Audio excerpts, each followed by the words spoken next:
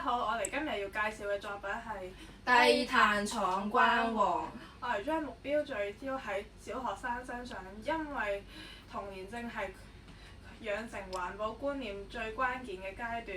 比起沉悶嘅講解，趣味嘅遊戲更可以令佢哋輕鬆認識低碳同埋如何實踐環保嘅行動。呢款遊戲咧，全部都係用廢紙皮製成嘅，配搭埋乒乓波手槍進行遊玩啦。作品本身就實踐咗廢物利用啦、資源節約嘅環保概念。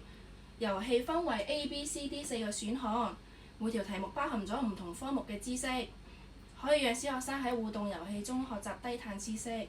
我哋結合唔同科目嘅低碳能源同埋環保議題，讓小學生明白自由能源如何守護地球、減少浪費。首先，我哋將護架拉開至大約1米距離，然後我手上有12張題目卡，我哋讓玩家隨機抽1張。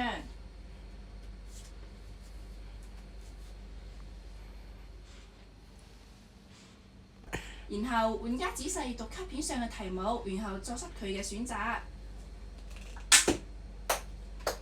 射唔中或者答錯咗都唔緊要㗎，我哋係有2次機會嘅。而家係第2次機會。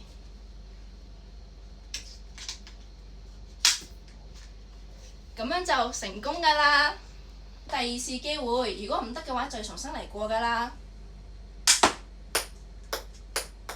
我哋希望透過呢一款親手製造嘅環保遊戲，令環保啦唔再係口號，變成所有人都睇得到、玩得到、記得住嘅生活習慣，一同守護地球。